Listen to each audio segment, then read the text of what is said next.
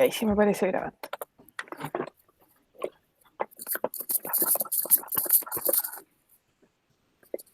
Comentarles también, mientras tanto, que, bueno, esta es la tercera sesión, ya nos quedaría la última, la número 4, que es la final, y que por esto del receso también va a quedar en receso la sesión, así que la idea es retomar cuando volvamos a esto, como normalidad en la que estamos actualmente, y se les va a comunicar la fecha así con anticipación, ¿ya? Para que se queden tranquilos.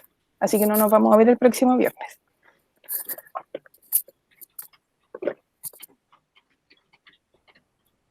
Ya, en honor al tiempo, entonces ya vamos a partir. Y si ya, lo que les digo siempre, si minimizo la presentación es porque alguien me pide entrar a la reunión y tengo que achicar ahí para poder admitir, porque yo no los veo mientras estoy. Ya. Y lógicamente todas las consultas que quieran ir haciendo en el momento o lo que quieran ir comentando, bienvenido sea. Ahí activan nomás su micrófono y podemos comentar aquí entre todos, que esa es la idea también, hacerlo participativo como ha sido en las sesiones anteriores.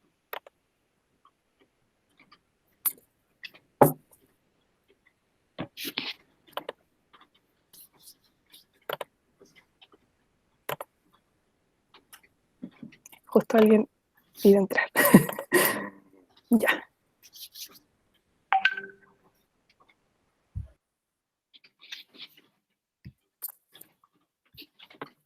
Ya. Entonces, darles la bienvenida a esta tercera sesión de nuestra capacitación interna de atención en la diversidad. Comentarle a los que se sumaron hace poquito que, como bien les decía a los que ya estaban conectados, que estamos grabando esta sesión para poder después enviarla a sus correos por si alguien la quiere revisar, y también si alguien por ese motivo no se pudo conectar hoy día, que eso también es entendible, pueda tener acceso a revisar esto en el momento que estime conveniente. Entonces, lo mismo que las sesiones anteriores, recordar que esta sesión número 3 es parte de este plan que yo diseñé para poder dar vida a esta capacitación interna, y lo que nos corresponde realizar hoy día, la sesión 3, que es la penúltima, la temática que vamos a trabajar es el rol docente, pero en la atención a la diversidad. En sesiones anteriores ya hemos conversado sobre lo que es la atención a la diversidad, hemos hablado sobre conceptos comunes, ¿cierto?, que nos sirvieron para poder sentar una base para aquellas personas que este tema era más bien desconocido, y poder reforzar algunas ideas para aquellos que sí tenían conocimiento de lo que era esta temática por experiencias personales que les había tocado vivir, etc. En la segunda sesión, que fue la semana pasada, nos pudimos adentrar más que nada como a las características que presentan los estudiantes que tenían necesidades educativas, ¿cierto? Pero características comunes, no centradas como en algún diagnóstico específico, ni nada de eso, sino que en la generalidad, porque también hay algunas conductas o características que se repiten y que son con las que ustedes se encuentran en las salas de clase comúnmente. Entonces vamos a partir justamente por recordar qué es lo que vimos en la sesión anterior, que yo lo englobé principalmente en 3 grandes ideas, porque hablamos de muchas cosas, y la primera de ellas es sobre las necesidades educativas especiales. Entonces me gustaría que alguno de ustedes me pudiera comentar qué es lo que recuerda que vimos con relación a este concepto de idea de necesidad educativa, por favor, si alguien me pudiera colaborar.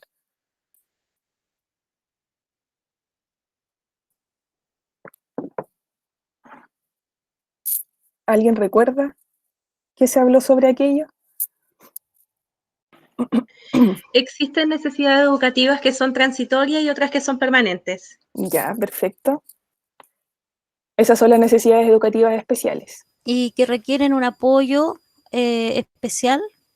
Los niños que tienen este tipo de necesidades requieren apoyo externos, digamos, para llevar a cabo su proceso de enseñanza. Ya, eso recuerdo.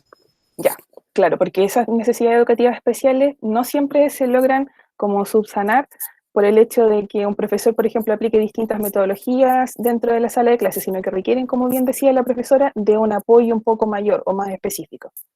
Ya, ¿solo hablamos de necesidades educativas especiales o hablamos de otro tipo de necesidad? Individuales también recuerdo que mencionaste. Bien, profesor, las necesidades individuales, ¿cierto? Donde ahí Ujú. se veía los tipos, por ejemplo, de estilos de aprendizaje, las inteligencias múltiples también lo mencionamos, y que esas se pueden o no dar respuesta a través de lo que el profesor realiza en la sala de clase.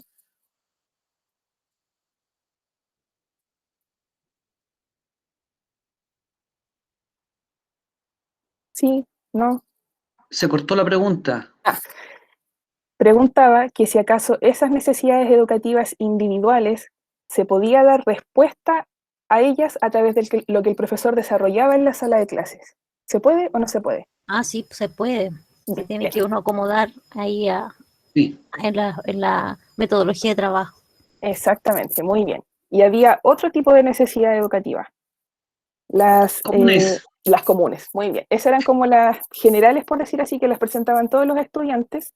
Después estaban las individuales y después estaban las especiales, donde estaban las transitorias y las permanentes. Súper bien. Hablamos también de características comunes de estudiantes con necesidades educativas especiales. ¿Alguien recuerda alguna? Dificultad para concentrarse y poner atención en clases. Súper bien, súper bien. Ya, otra más.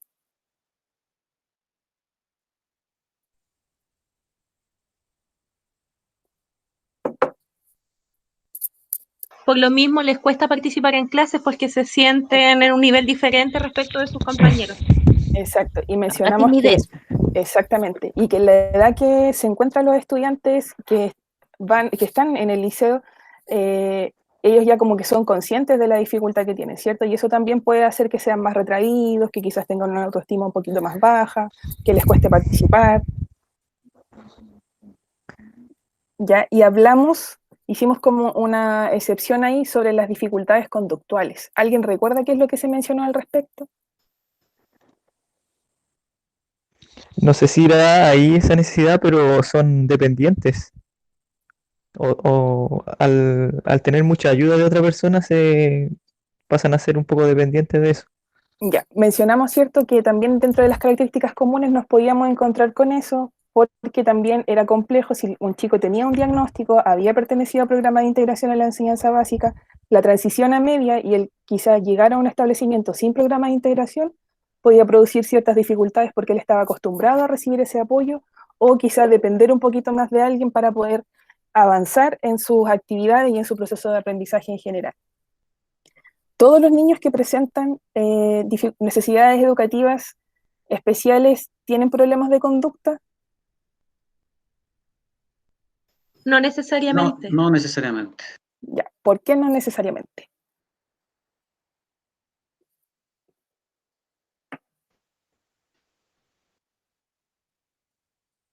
Dijimos que algunos diagnósticos sí se podría presentar, ¿cierto? Sí. Sí, como el déficit atencional con hiperactividad, ¿ya? Pero no es ley que si tiene una dificultad de aprendizaje va a tener una dificultad conductual y que se tiende a confundir muchas veces con que si está una presente, la otra está. Pero eso no es así, por eso la mencionamos al final, hicimos esa excepción. Y la última idea con la que nos quedamos fue a inquietudes frecuentes, respuestas sencillas. ¿Y esto hacía referencia a qué cosa?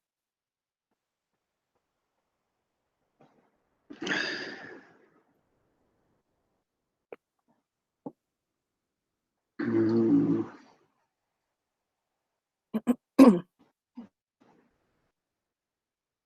Fue la parte final de lo que estábamos trabajando, donde se dieron algunas sugerencias de acciones que se podían llevar a cabo para poder apoyar a los estudiantes. Yo creo que tiene que ver con, que recuerdo con que nosotros tenemos que, no es cambiar nuestra metodología, sino que acondicionarla a lo que los chicos necesitan, a sus necesidades. Eso, tenía que ver con nuestro trabajo, que el problema, recuerdo que el problema no estaba en el estudiante, sino que está en la forma en que nosotros hacemos nuestro trabajo como docente.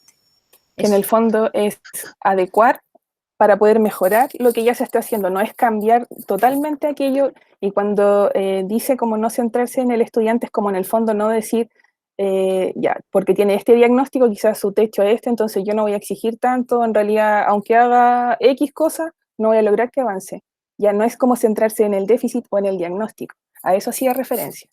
Ya, y al decir inquietudes frecuentes son las preguntas, las interrogantes que aparecen en los profesores cuando se encuentran con este tipo de dificultades y a las que muchas veces dan respuesta de forma instintiva.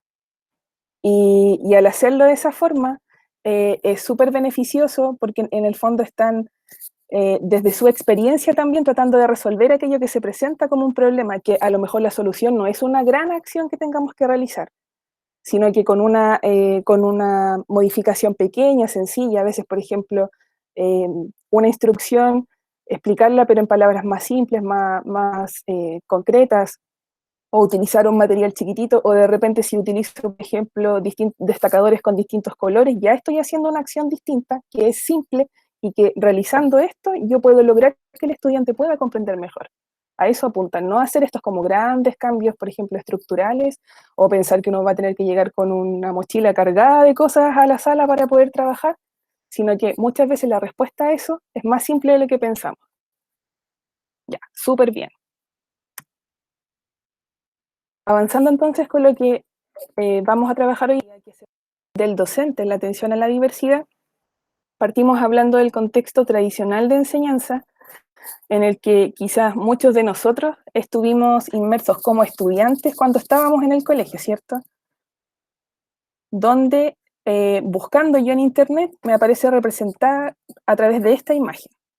Yo lo que les quiero pedir es que ustedes la puedan observar y me puedan responder qué sentimientos provocan ustedes ver esta imagen o qué ideas vienen a su mente al poder verla. A mí me da la impresión como que la profesora espera que los niños piensen exactamente igual que ella. Y los que no piensan igual que ella, como que los limita. Una cosa así, sí o no. Eso. Eso. En el fondo es como moldearla a la que ella espera, hacer que todos sean iguales. Está censurando el pensamiento, la creatividad, todo. Bien. ¿Alguien que se acuerde, por ejemplo, cuando estaba en el colegio? Yo me acuerdo que en la básica, ¿Ya? la profesora de matemáticas nos enseñaba de una forma, pero yo aprendí a hacerla de otra, pero tenía que hacerlo como ella quería porque si no lo mío estaba mal. Exacto. Y mi mamá tuvo problemas con la señora, no me acuerdo. A mí me pasaba con el profesor de historia, que las clases, bueno, si a mí me preguntan hoy en día, yo muy poco recuerdo de lo que me enseñaron en el colegio, porque era muy memorística la asignatura. Entonces, el profesor pasaba la materia y la prueba era transmitir en el fondo textualmente, si a uno se le iba una coma, un punto, claro, de lo que él pasaba estaba malo. Y eso bueno, igual lo desmotiva. Sí.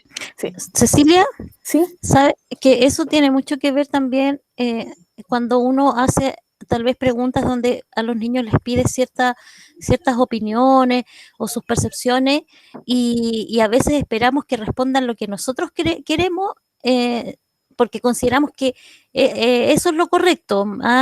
Y a veces la opinión del otro puede ser muy válida.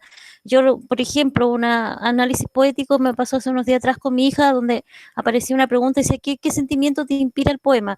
Y ella me dio una respuesta y yo sabía que eso no se lo iban a considerar como bueno, pero ella me dio todos los argumentos, pero ¿por qué tiene que ser lo otro? Y yo intenté convencerla, no, yo le dije, no, entonces escriba lo que usted piensa, porque es lo que usted siente. La puso y la encontraron incorrecta. Entonces, ahí hay un tema de cuando a ver, los niños se frustran frente a esas situaciones, ¿verdad? Exacto. Sobre todo cuando hay respuestas que tienen que ver más con la subjetividad. Entonces hay que tener cuidado con eso igual. Sí, y por ejemplo en el plano de la universidad me pasó también que tenía un profesor que nos hacía estos ramos que son como bien teóricos, teoría de la educación creo que era, y también sus pruebas, eran 3 preguntas o 4 preguntas de desarrollo y nos entregaba en la hoja, hacía un pedacito escrito con las preguntas y nos entregaba aparte 2 hojas tamaño oficio, donde por ejemplo la pregunta 1 tenía que desarrollarla en una plana completa, si no lo hacía estaba mal. Y tenía que responder, así como dice la profesora, como pensando en lo que el profesor esperaba y no expresando a lo mejor lo que yo creía al respecto. Y nosotros le preguntamos y él dijo, no, porque usted, como está estudiando para ser profesora, tiene que saber fundamentar y eso tiene que ser basado, por ejemplo, en la teoría y no sé qué. Aquí la opinión no importa. Y era así, súper textual. Entonces eso está relacionado con lo que comentaba la profesora Lorena. No sé si de repente es como tratar de transmitir así como lo que uno piensa y que esas ideas queden en los estudiantes y que las repliquen de esa forma, o que a lo mejor de repente uno puede pensar, quizá, que si, como en tratar de rebatir a un estudiante o convencerlo de, no sé si a veces puede ser que uno sea como entrar en alguna discusión o algo, por ahí puede entrar como por ese lado, que haya temor también. Porque sí, me ha pasado estar en clases donde hay estudiantes que rebaten, donde se tratan como temas que son un poco más polémicos, por decirlo de alguna forma, y al final he visto que hay profesores que dicen, no, es que es así y es porque sí. Y los estudiantes insisten, ¿pero por qué tal cosa? No, porque sí, ya pasemos a otra cosa. Entonces a lo mejor también puede haber cierto temor, no sé en qué irá en realidad. Ya. ¿Alguien que quiera comentar más al respecto de esto? ¿Qué sentimientos le provoca o qué ideas se le vienen a la mente cuando ven esta imagen? ¿O compartir Yo, también alguna experiencia? Dígame. que siento que la educación tradicional o clásica lo que busca es ideales al final, pues, y lo ideal del modelo educacional, se puede decir tradicional, es que todos salgan con cierta cantidad de conocimiento, o todas terminen iguales al fondo, que todos sean, buscar una buena estadística, se puede decir. Sí. Eso. A nosotros nos tocó estudiar, bueno, algunos de los que estamos aquí hoy día, me imagino como en esta etapa como de transición entre lo que es lo tradicional, que era la tenían, por ejemplo, nuestros papás, donde también hasta se les castigaba, cuando les pegaban en las manos con las reglas o les tiraban las patillas, a la transición que vivimos nosotros a pasar a lo que es esto hoy en día, ¿cierto? Donde el contexto tradicional de enseñanza se ha ido modificando y eso también ha hecho que el rol del profesor se vaya modificando también con el tiempo. Ya. Entonces, asociado a este contexto tradicional de la enseñanza, está el rol que ejerce el docente en esa enseñanza tradicional, donde qué es lo que se espera, que el docente sea el centro del proceso educativo, que en el fondo lo que también se expresa en las opiniones que ustedes mencionaron, lo que el profesor dicta es ley, es el protagonista, es quien conduce este proceso, ¿cierto? Y en el fondo es como que el profesor se para adelante a transmitir los conocimientos de los estudiantes, que en el fondo su rol como aprendices es solamente recibir esta información. El profesor entonces quien transmite el conocimiento es la fuente principal de información, la fuente de todas las respuestas, en el fondo es como una enciclopedia a la que uno podía acceder y consultar sobre todo, ¿ya? Y siempre iba a tener una respuesta. Fuente de todas las respuestas, como bien mencionaba anteriormente, y es el que controla y dirige todos los aspectos de aprendizaje. Desde cómo se planifica esto que se va a enseñar, qué es lo que pasa dentro de la sala, cómo esto se evalúa, toma las decisiones, etcétera, etcétera. Y también, por lo que investigué y todo, también siento que se trabajaba como de forma más aislada y no tan cooperativa con el resto de sus colegas.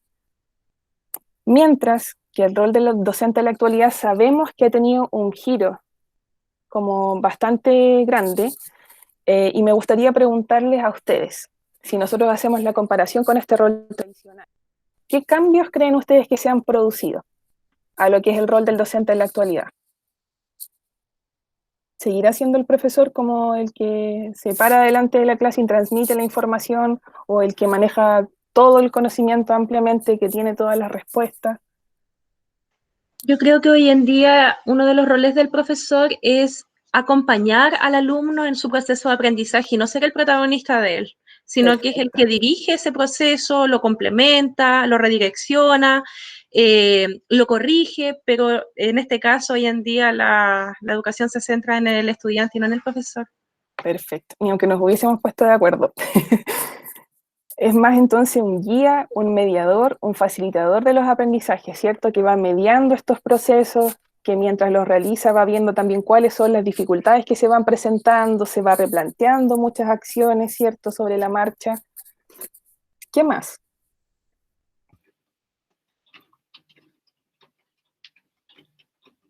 Bueno, por lo mismo está obligado a capacitarse constantemente porque la información que manejan los estudiantes ahora es tan diversa y tiene tanto, de alguna forma, formas de información, que este docente debe saberlo todo también y estar un poco a la delantera del estudiante, porque en algún momento puede pillarlo. Sí, eso del perfeccionamiento constante o formación constante es súper importante, no solo porque, bueno, uno se especializa muchas veces en sus áreas de interés, pero sobre la marcha se va encontrando con tantas situaciones que, como bien decía el profesor, es como saber un poquito de todo, ser como un profesor misceláneo, por decirlo de alguna forma, para poder dar respuesta también a las distintas situaciones con las que nosotros nos vamos encontrando en el aula. Muy bien. Ser entonces también un docente flexible e innovador, ya no centrado, por ejemplo, en eso, como esa concepción antigua de que esto era algo rígido, que no se podía modificar, que si yo lo presentaba de X forma sí tenía que llegar para todos los estudiantes. Ya sabemos que eso hoy en día no es así, ¿cierto? E innovador también. Ahora con esto que está pasando actualmente nos vemos enfrentados como a una situación donde nos obliga muchas veces así como a rompernos la cabeza pensando de qué otra forma lo podemos hacer mejor para poder llegar también de mejor forma a los estudiantes y que ellos se puedan motivar, interesar por lo que estamos queriendo entregarles. ¿Alguien más? ¿Alguna otra característica del rol del docente en la actualidad? Debe ayudar a los estudiantes, perdón, a aplicar lo aprendido. No solamente repetirlo, sino que lo aplique en un contexto que le vaya a él permitir a futuro insertarse como ciudadano en la sociedad. Súper. El famoso aprendizaje significativo, ¿cierto?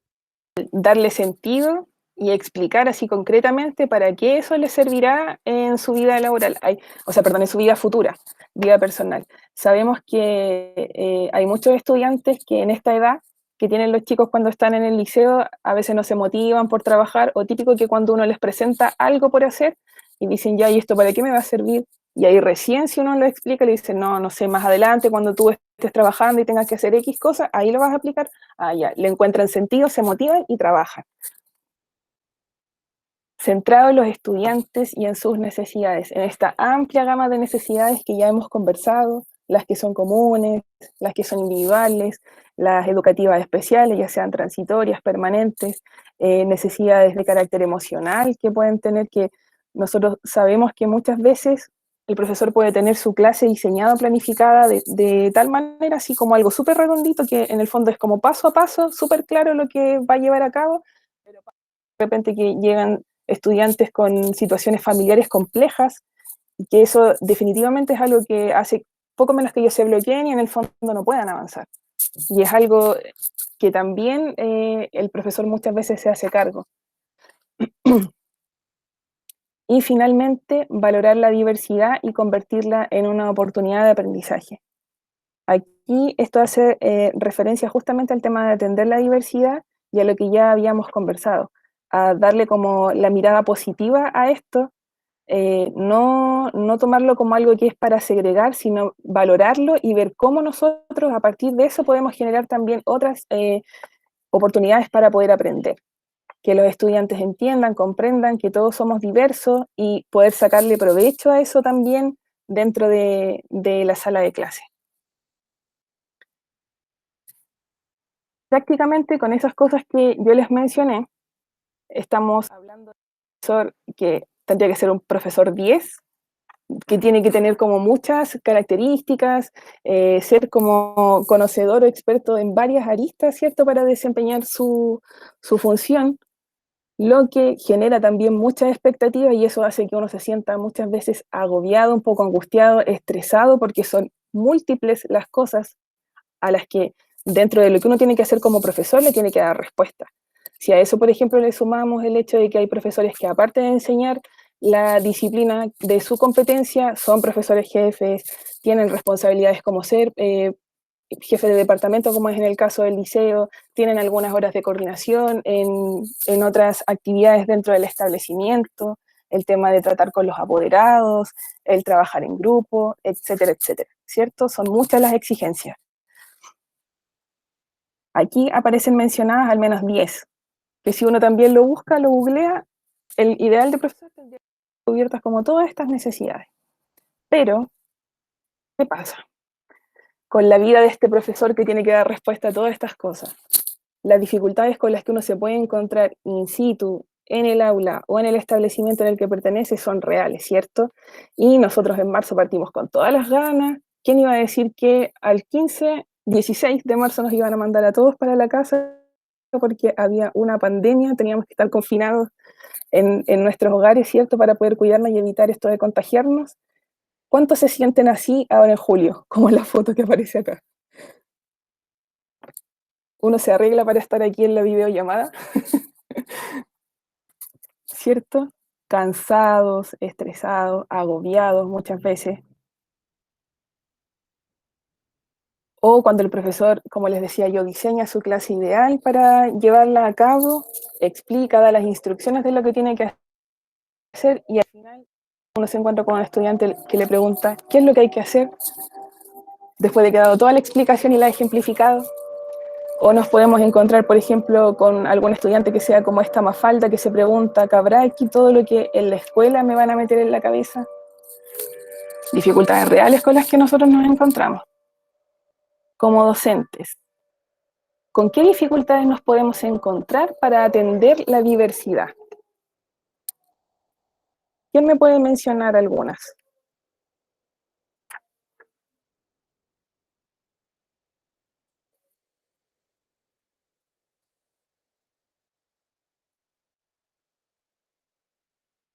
¿Alguien que quiera opinar?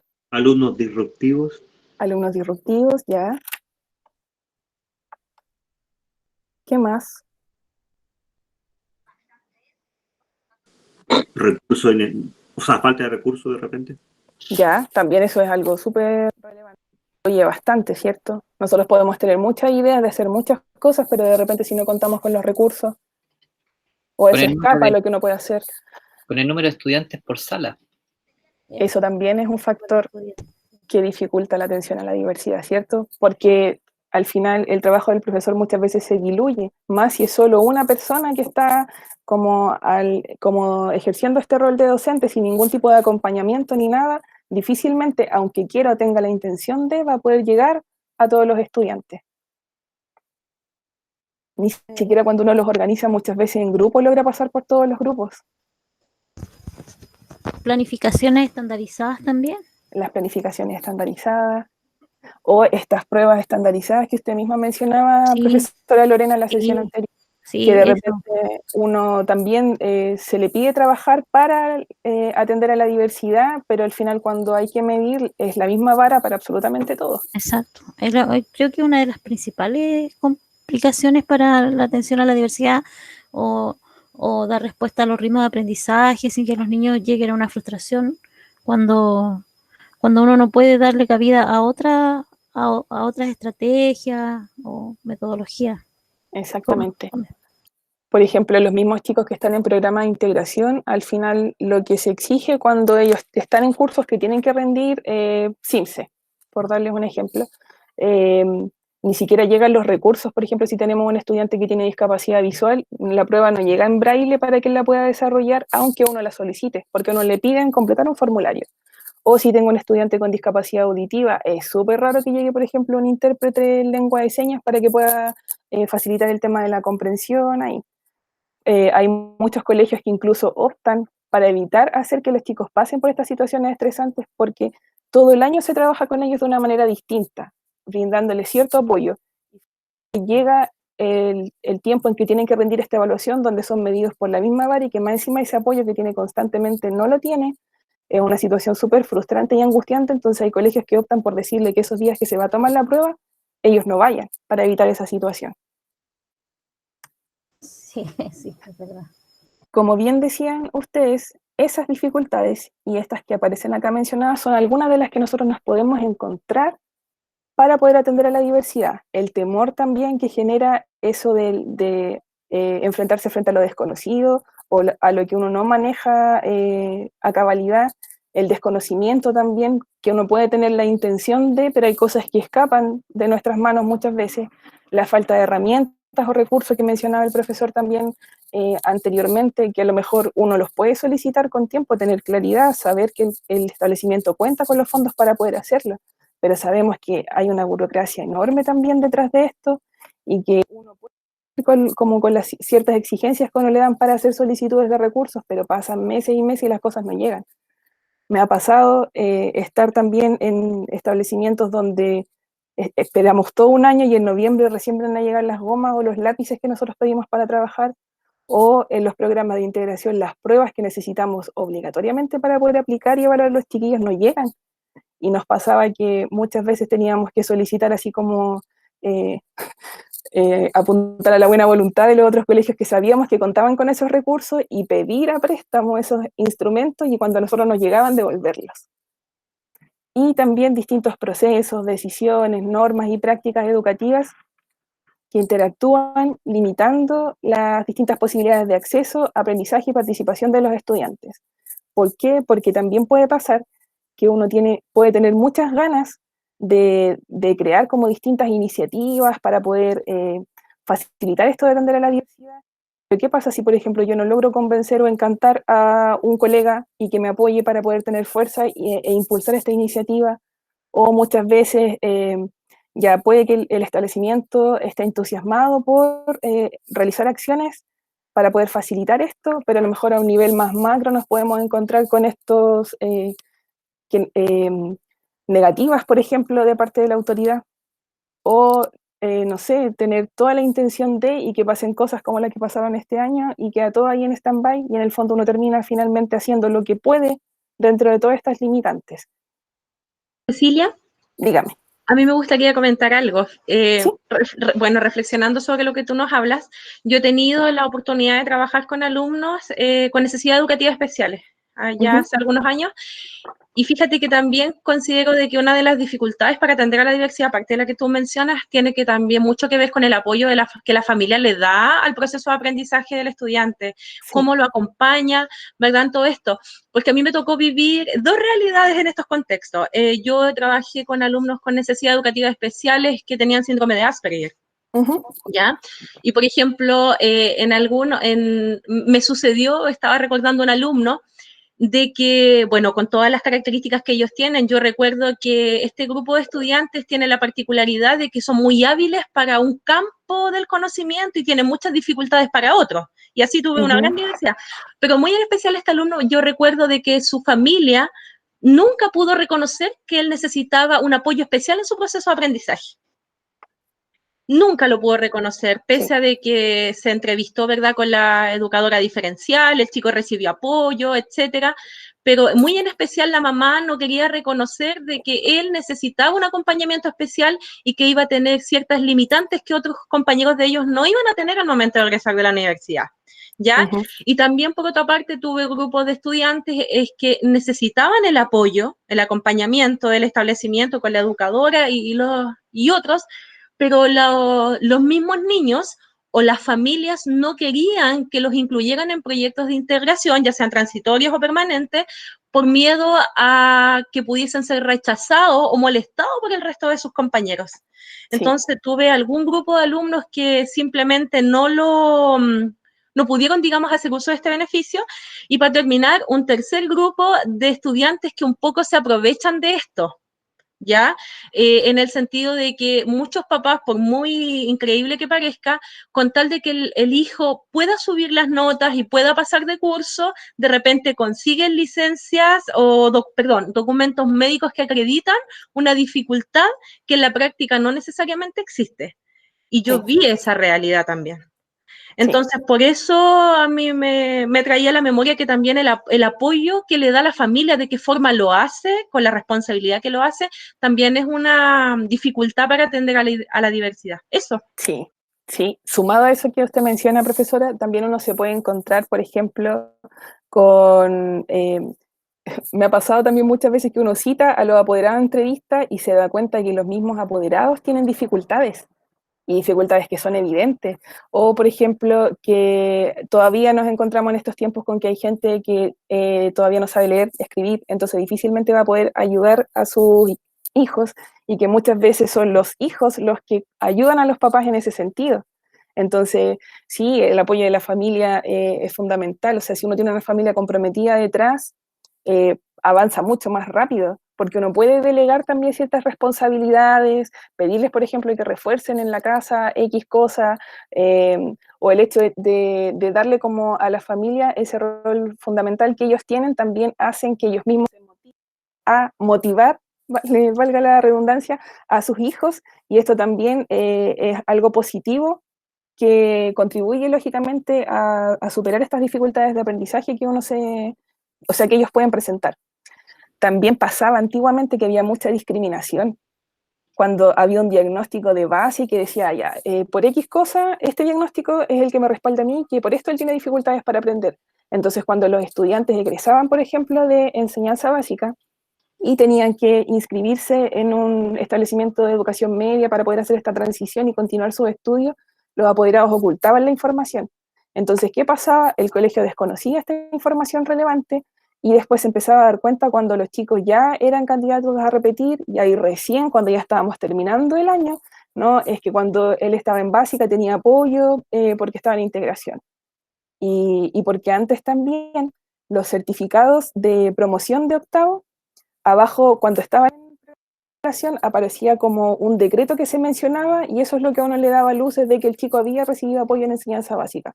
O también se caía en el error de que a los estudiantes en básica se les eximía, por ejemplo, de inglés, porque se usaban esas horas para poder trabajar en aula de recursos y apoyarlo como más específicamente, por decirlo así, y como lo que se ocupaba como fundamentación para poder tomar esa determinación de poder eximirlo de esa asignatura, era que si él presentaba dificultades, tenía un diagnóstico dado por un especialista, si él tenía dificultades para poder aprender su lenguaje, difícilmente iba a poder aprender otro. Y en el fondo ni siquiera se tomaba en consideración que a lo mejor el estudiante sí podía tener competencias para poder aprender inglés, y que a lo mejor el profesor de inglés sí tenía la intención de poder apoyarlo, pero era como, a ver, estudiante, discapacidad intelectual leve, ya se exime de inglés.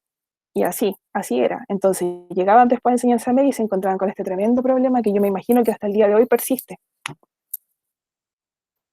Son cosas que se han ido superando, porque ya eso no se puede hacer como era antes. ¿Por qué? Porque ahora el apoyo es que la educadora diferencial vaya a la sala a trabajar con el resto del curso, lógicamente teniendo el foco de apoyar a aquellos que están más descendidos.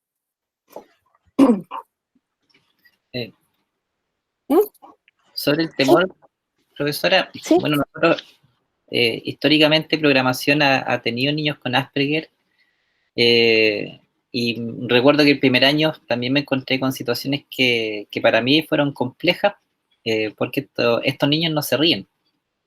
Entonces, de alguna forma hemos modificado nuestras prácticas ya en 4 años, tratar de ser mucho más concretos en nuestras clases, y también sobre la historia hacia atrás, que Sí. en la reunión de apoderados, tristemente, casi todos los años llegan apoderados y dicen: mi hijo nunca tuvo amigos hasta tercer año medio. Y es porque justamente en la sala de programación se encuentra con sus pares que no conversan nada, no comparten, y parece que estuviesen en otro mundo constantemente. Pero el fin de semana son youtubers, moderan espacios de discusión, socializan a través de las redes sociales, conversan una cantidad de contenidos que a ellos les interesan, y de alguna forma ellos nos ven extrañamente a nosotros. Yo conversaba con estos niños, dicen, es que ustedes son tan extraños, profesor, porque un ejemplo que me presentó un chico que ahora está en el CFT San Agustín, es que nosotros no mentimos. Entonces, desde esa perspectiva, encontraba justamente el otro mundo muy distinto. Y esto lo estoy diciendo justamente en un diálogo que tuve hace 2 años con él. Y ahí hay que modificar muchas metodologías y estrategias dentro de la sala de clase, y también ellos tienen un mundo. Sí. ¿Cómo nosotros de alguna forma resolucionamos eso a través de un videojuego? Jóvenes que jamás habían compartido, que tenían diferencias profundas, a través de este videojuego pudieron Pari, por favor, pudieron tener interés en común y desarrollar una amistad. Claro. Entonces me da un poco de tristeza escuchar a la madre decir: ¿sabes qué, profesor? De aquí hacia atrás nunca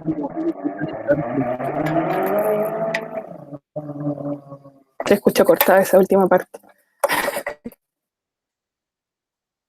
Sí, eso está relacionado, lo que mencionaba el profesor Osvaldo, justamente con estas imágenes que aparecen presentadas acá, donde uno puede ver reflejado, por ejemplo, el concepto de igualdad en la primera imagen, donde en el fondo la dificultad es que existe esta barrera y que las personas que ahí están tienen distintos tamaños y no todas pueden acceder a ver ese partido que se está jugando al otro lado.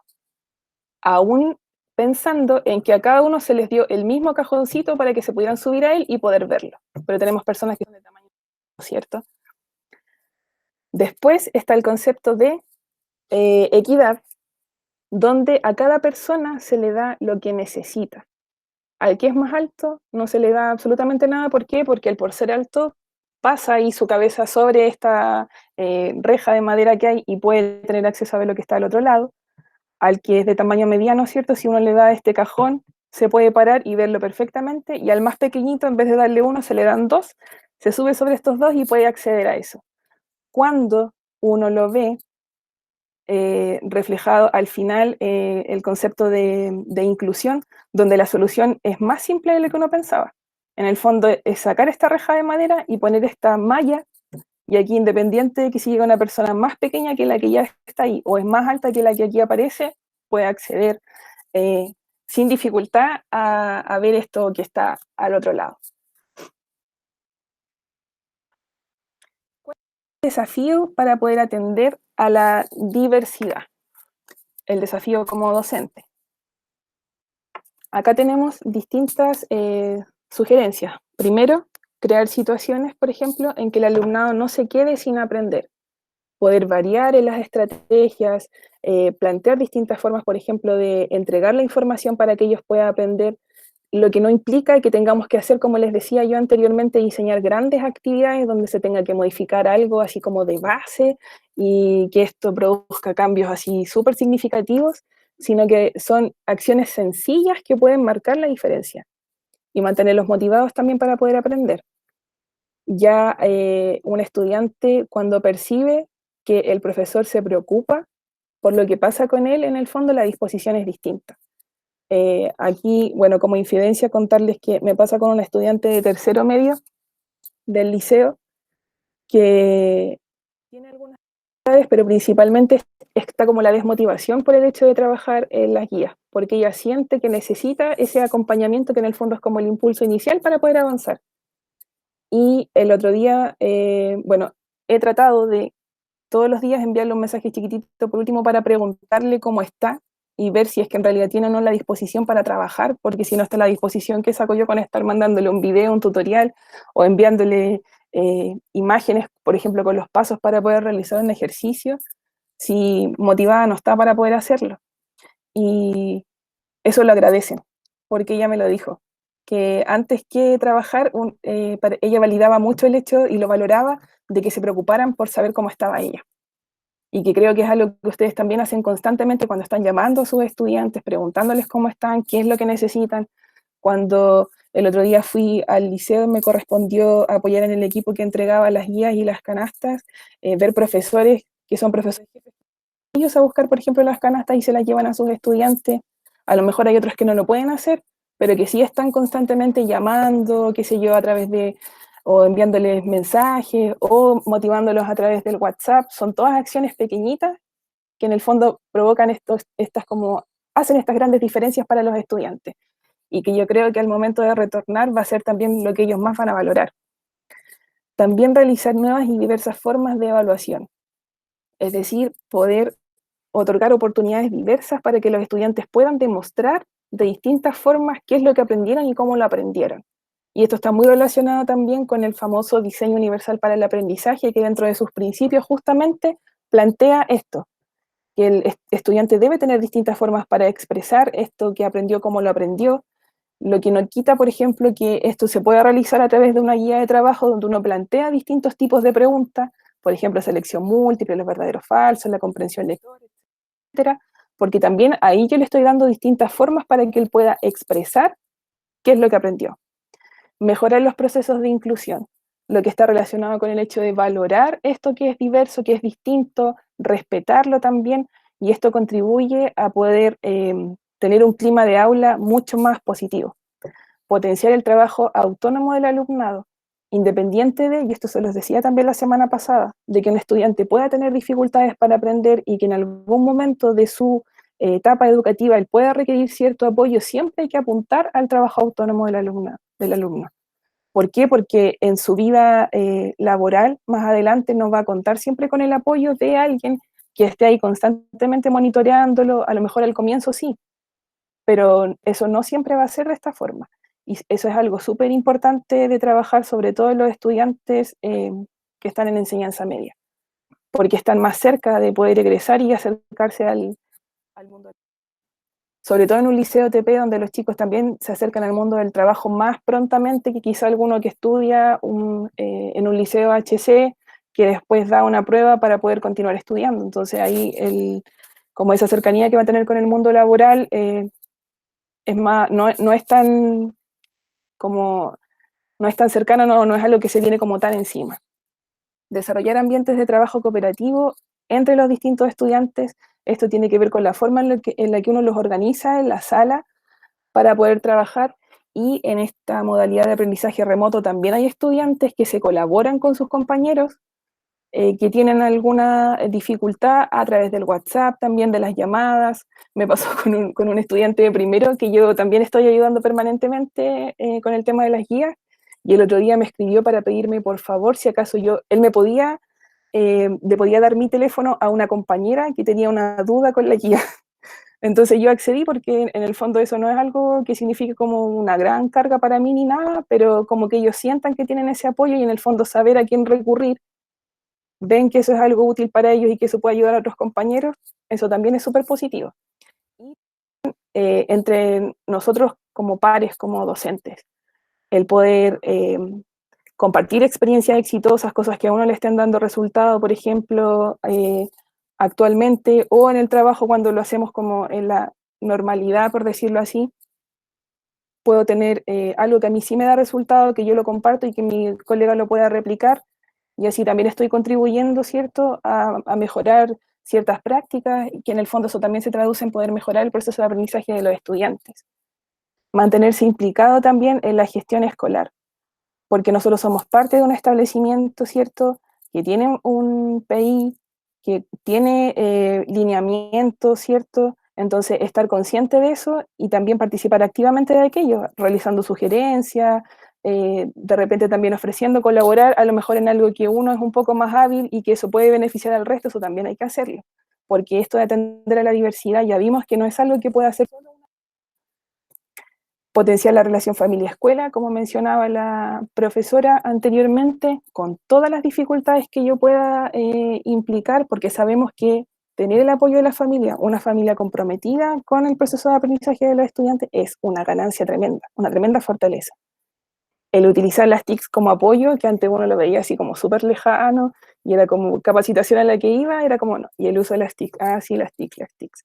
Uno sabía lo que significaba, pero era algo indispensable que ya está declarado que llegó para quedarse. Y finalmente la formación permanente, como hacía mención hace un rato atrás el profesor Osvaldo, no solamente en el tema como que sea de interés de uno, que eso es súper válido, y yo creo que todos lo hemos hecho, pero también el hecho de estar formándose continuamente para poder atender a estos desafíos con los que nosotros nos podemos encontrar en nuestra sala o en lo que implica nuestra labor como docentes en general. ¿Cómo logramos todo esto? Nosotros sabemos que no existe la receta mágica, y yo se lo dije también cuando comenzamos a trabajar en estas sesiones. ¿Por qué? Porque puede existir algún documento que me diga, si usted realiza este paso primero, puede tener este resultado, y así puede haber una especie de decálogo de cómo atender a la diversidad, pero como cada contexto es distinto, algo que puede servir en un lado puede que no dé resultado en otro. Y nosotros sabemos, por ejemplo, que el sistema educacional aquí en nuestro país muchas veces ha tratado de replicar cosas que en otros países son exitosas, pero sabemos que por la realidad que hay, por las características que tenemos como chilenos, por decirlo de alguna forma, no han dado resultados. Entonces, por eso siempre hay que tratar de idear y de consensuar cómo lo podemos hacer, pero pensando en nuestra realidad también. a nosotros nos daría resultados. Y ahí la información que ustedes proporcionan es fundamental porque son ustedes los que están en la sala de clase, son ustedes los que tienen esa relación más cercana con los estudiantes. Entonces, de ahí es donde uno se puede sumar, por decirlo de alguna forma, para poder diseñar esto, cómo podemos atenderlo de mejor forma. Pero es importante considerar que a nivel institucional el docente debe saber 3 cosas que yo seleccioné como base. Primero, conocer y valorar los principios y valores educativos de su establecimiento. Cuando hablábamos, por ejemplo, del tema del sello institucional, y yo creo que ya ahora sí ya todos lo tenemos claro, porque cuando les corresponde, por ejemplo, elaborar las guías, eso tiene que estar ahí explícitamente, ¿ya? Entonces, aparte de saber que es así, tenemos que valorar que es así y tratar de todos replicarlo, porque sabemos que muchas veces los acuerdos no llegan como puerto o las acciones que nosotros diseñamos no se logran concretar como nosotros lo tenemos como presupuestado que sea de una forma. ¿Por qué? Porque si bien se declara que esto es así, hay algunos que lo hacen así, otros que lo hacen así, otros que lo hacen así, ¿ya? Entonces eso es lo que de repente provoca como ciertas dificultades. Promover también instancias de participación. ¿Por qué? Porque esto genera también un mayor compromiso. Si yo tengo una idea buena, ¿por qué no la puedo conversar con otro colega que a lo mejor lo motivo a hacerlo, que me colabore y a lo mejor conversamos los dos y nos damos cuenta, ah, sí, es que, ¿sabes qué? Este otro colega, yo he visto que tiene tales habilidades, sumémoslo a esto, ¿ya? Pero siempre en pos de poder mejorar, que eso tiene que ser como nuestro norte siempre. Y poder realizar capacitación continua, que tiene que ver con la formación permanente, jornadas reflexivas, intercambios de experiencia. Yo sé que muchas veces en las comunidades educativas se critica que viene gente de fuera a enseñarnos cosas y decimos, ah, pero sí está bien, yo puedo aceptar, puedo participar activamente, pero no conoce la realidad de lo que somos nosotros como colegio. ¿Cuándo puede haber, y yo estoy segura que así es, gente que se maneja muy bien en muchos ámbitos, y por qué no dar la instancia de que esa persona pueda compartir también lo que sabe con sus otros colegas? Eso también es una forma de valorar al docente, y un docente que se siente valorado está mucho más motivado y trabaja mucho más feliz, ¿cierto? Y eso también lógicamente conduce a tener mejores resultados, si yo estoy motivado con hacer mi trabajo y siento que eso lo valoran. Y a nivel de aula, finalmente, el docente debe promover un buen clima en el aula, que ya sabemos que es algo fundamental para poder lograr que los aprendizajes se produzcan. Utilizar metodologías activas y diversas, como yo les mencionaba anteriormente, distintas formas de poder entregar la información a los estudiantes, utilizar distintos recursos, distintas estrategias, distintas formas de evaluar. Y lógicamente, si por ejemplo yo planteo el enseñar cierto objetivo dentro de mi clase, la evaluación tiene que estar relacionada con eso. Si por ejemplo yo planteo la información de distintas maneras, también tengo que tratar de lograr que la evaluación sea de distintas formas. O sea, eso tiene que estar relacionado. Si yo, por ejemplo, mi clase es súper práctica, súper dinámica, y después yo voy y le aplico una prueba teórica donde ellos tienen que prácticamente de memoria responder lo que saben, ahí no hay mucha coherencia.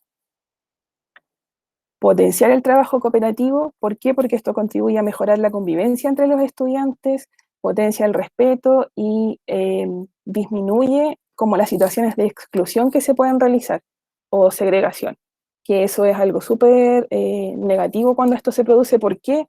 Porque afecta, por ejemplo, el buen clima del aula, o porque si se generan estos conflictos, por más que un profesor utilice metodologías activas y diversas, siempre va a haber algo que va a estar ahí entorpeciendo el trabajo que quiera realizar. Y finalmente, brindar espacios de reflexión que permitan hablar sobre temáticas que fomenten el respeto a la diversidad, pero en todas sus formas. No solamente centrado en aquellos estudiantes que pueden tener dificultades para aprender o que tienen alguna discapacidad que sea algo evidente, sino que diversidad, como también ya lo habíamos conversado, diversidad sexual, de religión, las distintas etnias, qué sé yo, con toda la que nos podemos encontrar. Ahora, yo les quiero pedir lo siguiente. Con base en lo que yo les he ido planteando, más lo que ustedes han podido ir comentando, quiero pedirles que utilicemos el chat de Meet para poder dar respuesta a la siguiente pregunta, que puede ser en una frase, en una palabra, como ustedes quieran. La idea es que participen todos respondiendo. Las fortalezas que poseo como docente para atender a la diversidad son, y que ahí cada uno las puede ir escribiendo. Voy a minimizar esto mientras tanto. ¿Cuáles son las fortalezas que poseen ustedes como docentes? Buen carácter, la profesora Alicia, muy bien. ¿Qué más? ¿Qué más?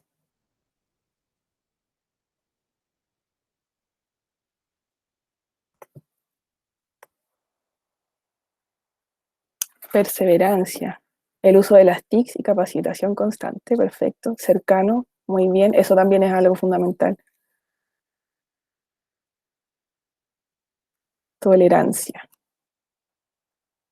proactivo, capacidad de adaptación. Disposición para aprender. A veces creativa para pensar estrategias diferentes. Bien, profesor.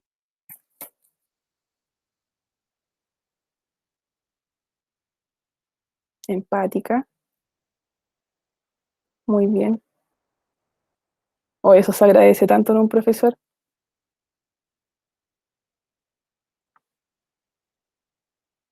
Humanidad, flexibilidad.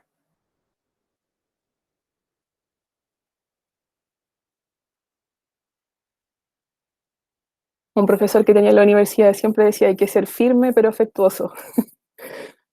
Adaptación a las diferentes situaciones. Súper bien.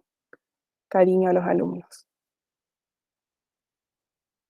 Como ven, yo creo que todas estas cosas que ustedes están expresando a través del chat son cosas que también uno esperaba de sus profesores cuando uno era estudiante aún. Y también creo que son muchas de las características que esperaba o soñaba ser cuando decidió comenzar a estudiar esta profesión para lograr ejercer como docente algún día, ¿cierto? Por ello, relacionando esto que ustedes acaban de mencionar con lo que yo les acabo de decir, para poder ya ir cerrando esta tercera sesión, yo realicé lo siguiente. Pensé, ¿cómo poder plantearlo para ya cerrar este tema y poder vincularlo con lo que ustedes expresaron a través del chat? Y pensé en una carta que se titula "A mí me gustaría ser ese docente".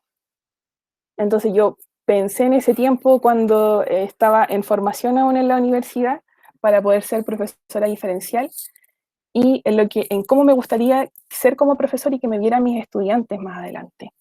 Entonces esto hice. Cuando inicié mi camino en esta profesión, pensaba, a mí me gustaría ser ese docente en que la pasión y la diversión vayan muy relacionadas. Imaginaba que para conseguir esto haría las clases de manera dinámica y lo más práctica posible. Pero si lo pienso, esto no es tan fácil de lograr, porque para poder llegar a ser ese docente, creo que se tienen que tener en cuenta muchas cosas, como por ejemplo, creatividad, empatía, resiliencia, respeto hacia los demás y sus diferencias, coherencia, alegría, disposición, etc. Por lo tanto, pienso que para poder lograrlo, también tengo que hacer frente a la infinidad de cosas que a diario se nos pide realizar, además de lidiar con los prejuicios que hace la gente sobre la educación, ya que hoy en día no se valora la figura del profesor como antes, y esto, querámoslo o no, nos afecta de alguna u otra manera. No obstante, para poder ser el docente que quiero ser, sé que tengo que dejar a un lado estos prejuicios y centrarme en mi trabajo teniendo en cuenta el esfuerzo personal de uno de mis estudiantes, es decir, hacer que estos aprendan mediante una actitud de superación, evitando la memorización repetitiva y el compararse unos con otros y hacerles ver que todos somos distintos y valiosos, poder insistir a mis estudiantes en la importancia de aplicar los conocimientos que adquieren y cultivar el trabajo autónomo y también el colectivo, porque solo así lograrán prepararse adecuadamente para la vida que les espera. A lo largo de los años que llevo ejerciendo como docente, me he dado cuenta de que la idea que yo tenía de ser un buen docente no se basa solo en inculcar más y más conocimientos a mis estudiantes, sino en inculcar también valores, tales como la tolerancia, la comprensión, el respeto, la igualdad.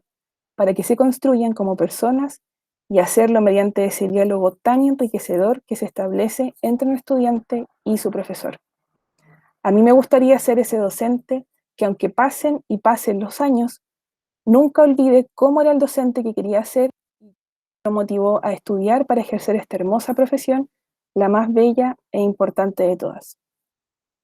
Esto entonces, para ya ir cerrando, es una invitación a que ustedes puedan retomar aquello que los motivó a ser docentes con todos los desafíos que esto implica, incluyendo el tema de atender a la diversidad y enfrentar la adversidad que muchas veces se nos presenta en nuestra labor, que sabemos que muchas veces es ingrato, que hay situaciones que son complejas, que hay situaciones que nos desestabilizan un poco, por ejemplo, como lo que estamos viviendo actualmente, pero que es tremendamente enriquecedor y que nosotros eso muchas veces yo creo que lo hemos escuchado, que ver que hay un avance en algún estudiante que tenga una dificultad dentro de esta diversidad inmensa con la que yo me puedo encontrar, es mucho más valioso y a veces uno deja de lado como todo lo malo que pueda estar pasando. ¿Por qué?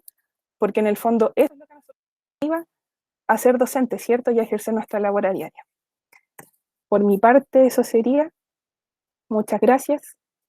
Aquí está esta diversidad de estudiantes con las que nosotros nos podemos encontrar, ¿cierto? A diario. Y entre ellos están mis 3 sobrinas. Por eso para mí es significativa esta última imagen. Así que muchas gracias. No sé si alguien quiere comentar algo.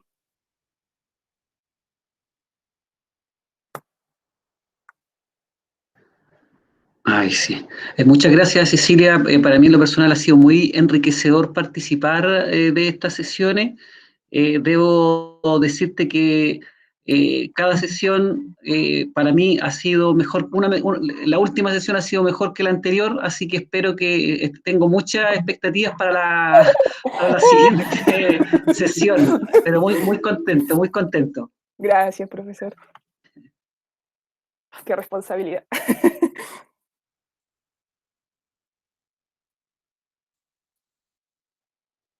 ¿Alguien más que quiera comentar algo?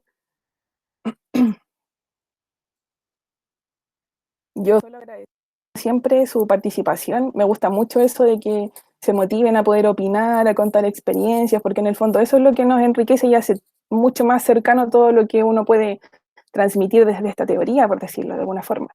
Porque lo importante de poder participar de estas instancias es sacar qué es lo que me puede servir a mí, cómo yo lo puedo aplicar. Entonces yo creo también que lo que uno puede hacer como es la persona quien transmite esto, también es ponerse en el lugar de ustedes. Porque yo hablar como educadora diferencial podría hablar, qué sé yo, de la experiencia en programas de integración, qué sé yo, pero eso yo lo tengo que contextualizar a la realidad de los profesores a los que yo me estoy dirigiendo. Y he tratado, cada vez que preparo esto, de no olvidar eso. Cecilia, yo Dígame.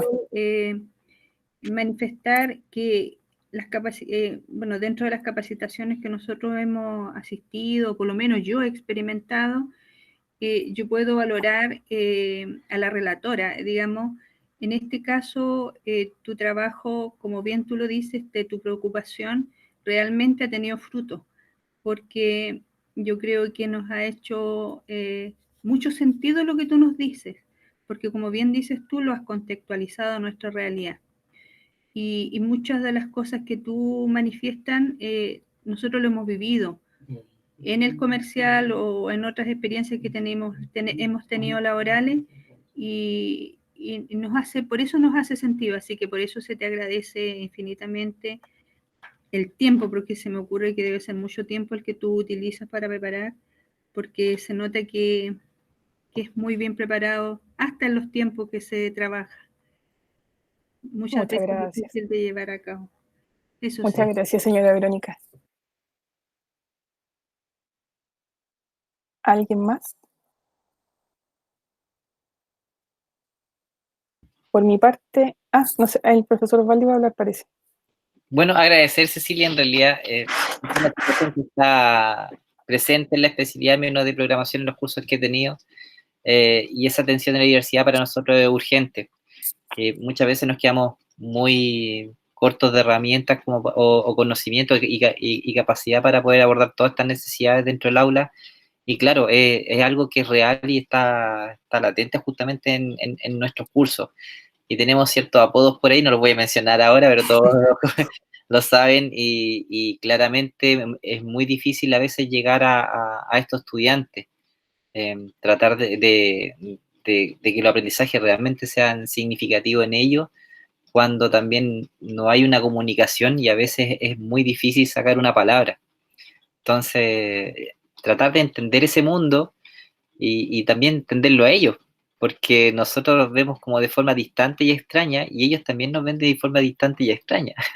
Entonces, es rico también porque es muy enriquecedor, son niños súper exquisitos trabajar con ellos, y tienen un sentido de humor, un sentido de ser, valores que son mucho más potentes que los que los que yo pudiese mencionar ahora, y de día a día me enseñan, incluso he mejorado bastantes cosas porque ellos me han enseñado. Entonces, agradezco mucho esta instancia y poder también verlo desde otra mirada más profesional. Muy agradecido. Gracias, profesor. Si no hay más comentarios, entonces, por mi parte, nuevamente reiterar los agradecimientos. Ya nos volveremos a encontrar en la última sesión, que ahí se les va a estar avisando con anticipación cuándo va a ser. Pero ya sabemos que por este receso no va a ser el próximo viernes, ¿ya? Pero se les va a avisar. Así que un abrazo grande a todos, que disfruten este merecido receso y necesario, que creo que todos necesitamos, y ya nos encontramos entonces nuevamente. Que estén muy bien, y recuerden que yo les voy a enviar la presentación y la grabación de esta sesión a sus correos para que la puedan revisar si quieren, ¿ya? Muchas gracias. Cuídense, que estén muy bien ustedes y sus familias. Gracias a ti, Ceci. Chao, Chao chao. a todos, que descansen. Chao. Gracias. Chao a todos. Chao, que descansen. Chao, chao. Feliz receso. A las 2 tenemos reunión, la última reunión del año, a las 2. Sí, a las 2 nos vemos. A las 2 nos Gracias vemos. por el horario.